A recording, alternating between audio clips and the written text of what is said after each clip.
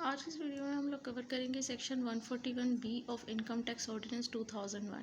जिसका टाइटल है power to enforce filing of return. यानी इस सेक्शन में बेसिकली एफपीआर की पावर को डिस्कस किया गया है कि जो एफपीआर एक्सरसाइज कर सकती है उन पर्सनस के ख़िलाफ़ जो लोग सेक्शन 114 के तहत रिटर्न जमा करवाने के लिए बाउंड थे पर्सन, लेकिन वो अपनी रिटर्न जमा नहीं करवाते, और इसी तरह जो पर्सन नॉन फाइलर हो जाते हैं उनके ख़िलाफ़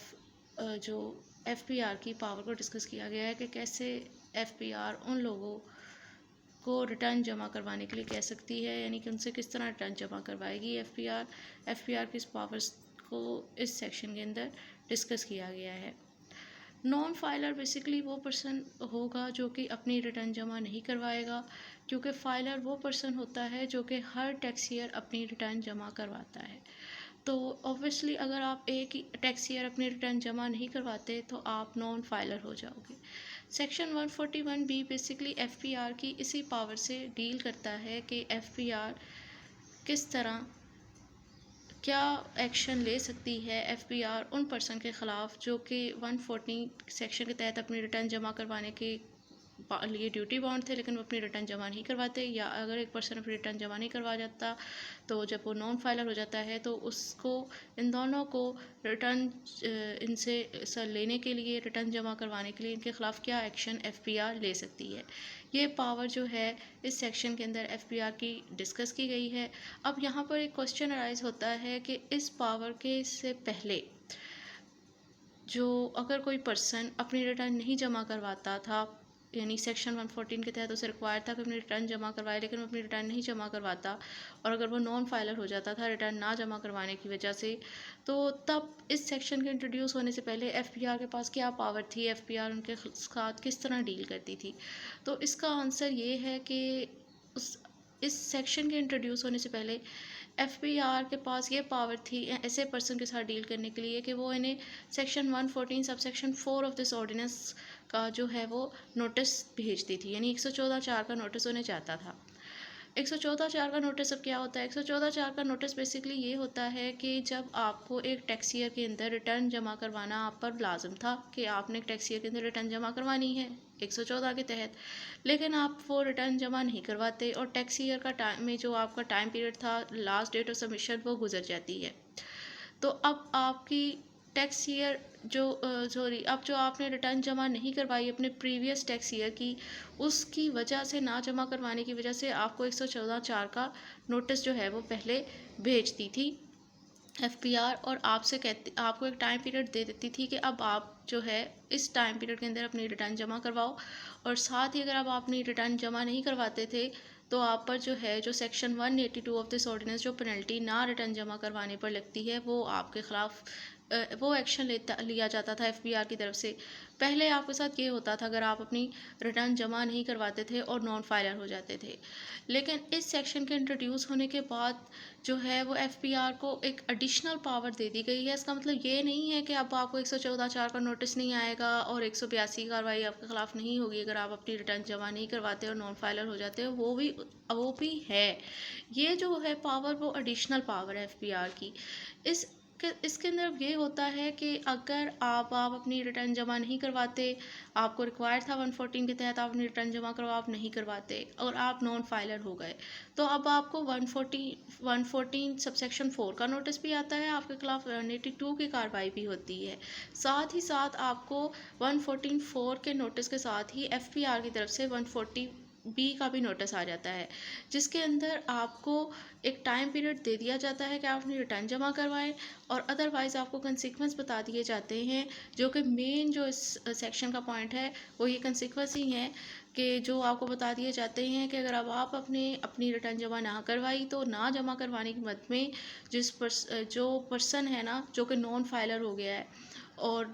जिस पर्सन ने अपनी रिटर्न नहीं जमा करवाई, उस पर्सन के नाम पे जितने भी मोबाइल फ़ोन हैं, जितनी भी मोबाइल फ़ोन सिम्स हैं, जितना भी कोई भी अगर इलेक्ट्रिसिटी का कनेक्शन है या कोई नेचुरल गैस का कनेक्शन है, तो वो जो है वो ये आपका इलेक्ट्रिसिटी और गैस का कनेक्शन जो है वो कट ऑफ हो जाएगा और आपके नाम पर जितने मोबाइल फ़ोन और सिम है वो भी डिसेबल कर दी जाएंगी, मतलब वो ब्लॉक कर दी जाएंगी। तो वो आपको बता दिया जाता है। तो लिहाजा FPR बेसिकली अब ये जो पावर दी हुई है 114B के तहत FPR को, वो यही है कि वो इस तरह ये कंसिक्वेंस बता के भी लोगों को कंपाइल कर रही है कि वो अपनी रिटर्न जमा करवाएं, जिनको रिक्वायर है कि अपनी रिटर्न जमा करवाना है और नहीं करवाते और अगर नॉन फाइलर हो जाते हैं, तो ये बेसिकली एक एडिशनल पावर बता दी गई है कि किस FPR की कि किस तरह लोगों को बाउंड कर सकती है अपनी रिटर्न जमा करवाने के लिए, किस तरह नॉन फाइलर को बाउंड कर सकती है कि अपनी रिटर्न जमा करवाए। तो लिहाजा तभी इसका टाइटल था कि power to enforce filing of return, क्योंकि वो इन्फोर्स कर रही है उनको इस तरह डरा के, और ये एडिशनल पावर है। तो लिहाजा एडिशनल का मतलब यही है कि इससे पहले जो कोई एक्शन जो है वो रिटर्न ना जमा करवाने की वजह से होते थे नॉन फाइलर, और जो पर्सन रिटर्न जमा नहीं करवाते थे उनके खिलाफ, वो भी साथ ही रहेंगे। और ये जो है वो एडिशनल पावर है, मतलब 182 की कार्रवाई भी होगी, 114(4) का नोटिस भी जाएगा और 114(4)B का भी अब नोटिस अब आप लोगों को आता है, क्योंकि एडिशनल पावर है FPR की।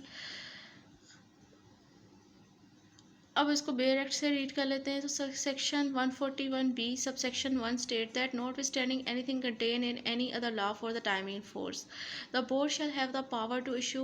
income tax general order in respect of the person who are not appearing on active taxpayer list but are liable to file return under the provision of this ordinance। तो subsection 1 simple है, वो कह रहा है कि वो person जो कि एक्टिव टैक्सपेयर लिस्ट में नहीं आ रहा है, मतलब वो पर्सन जो कि नॉन फाइलर हो गए हैं, वैसे अब वो नहीं शो हो रहा है, लेकिन अकॉर्डिंग टू दिस ऑर्डिनेंस उन पर ये रिक्वायर्ड था कि वो अपनी रिटर्न जमा करवाएं। तो FPR, बोर्ड से मुराद FPR है, बोर्ड जो है उसके पास ये पावर है कि वो इन लोगों को ये 114(4)B का नोटिस जारी कर सकती है रिटर्न जमा करवाने के लिए।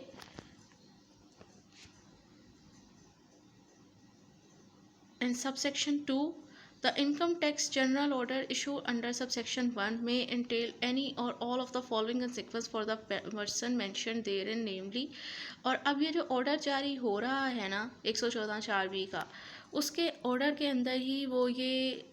FPR जिस पर्सन को ये नोटिस जारी कर रही है, या तो वो सारी कंडीशन लिख सकती है कि अगर अब आपने अपनी रिटर्न जमा ना करवाई और अब अगर आप नॉन फाइलर से फाइलर नहीं हुए,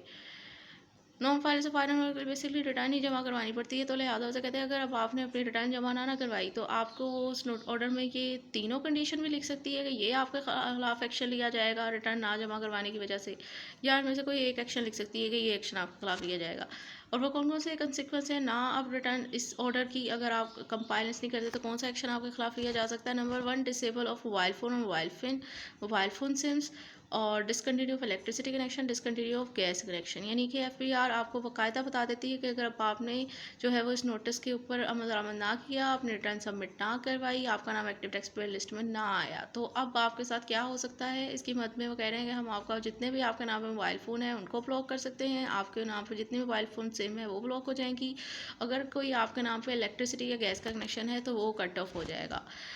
Subsection 3, the board or the commissioner having jurisdiction over the person mentioned in the income tax general order may order restoration of mobile phone SIM and connection of electricity and gas in cases where he satisfies that। तो वो कह रहे कि जिस person के खिलाफ 114(4)B का notice जा रहा था उसको ऑर्डर ये दे रहे थे, तो वो इसका जो है ना कुछ पर्सन इनके इसका जो है वो दोबारा से जो भी इसके नाम पे मोबाइल फ़ोन और सिम थी उसको रिस्टोर कर लिया जाएगा, जो भी कनेक्शन थे इलेक्ट्रिसिटी के या गैस के उनको दोबारा रिस्टोर कर लिया जाएगा। कब करेगा FPR, कब कर सकता है, कब जब वो सेटिस्फाई हो जाता है कि the return has been filed, कि इसने रिटर्न जमा करवा दी, and the person who was not liable to file return under the provision of this ordinance, या फिर ठीक है ये इस according to this ordinance return file करने के लिए लायबल नहीं था। और वो कब लायबल नहीं होता, जिन पर्सन को एग्जेम्पशन हासिल है रिटर्न ना जमा करवाने की, वो सेक्शन 115 के अंदर बताया गया है और वो हम लोग ऑलरेडी कवर कर चुके हैं। So,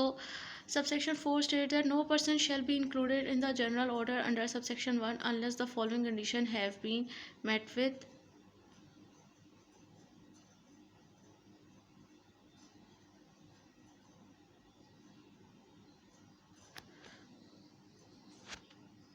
ओह ठीक है, सब सेक्शन 4 में बेसिकली कंडीशन प्रेसिडेंट लिखी हुई है कि इस ऑर्डर को जारी करने से पहले कुछ कंडीशंस पूरा होना ज़रूरी हैं, तब तक जो है ये 114(4)B का नोटिस नहीं उस बंदे को जाएगा, जब तक ये जो आगे फॉलोइंग कंडीशन है ये फुलफ़िल ना हो जाए।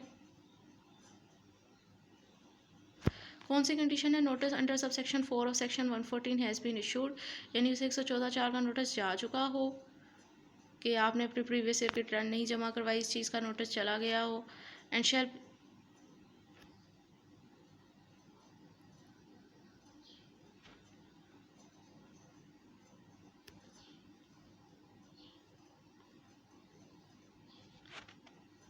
Date of compliance of the notice under sub section 4 of section 114 has elapsed, और जो टाइम पीरियड दिया गया था 114(4) नोटिस के तहत कि आप अपनी रिटर्न जमा करवाएं, वो भी टाइम पीरियड एक्सपायर हो गया हो। And person has not filed the return, उस पर्सन ने रिटर्न ना जमा करवाई, यानी तीनों कंडीशन पूरी हो जाएं, हो चुकी हों, तब जो है वो 114(4) का नोटिस जाता है किसी बंदे के ख़िलाफ़।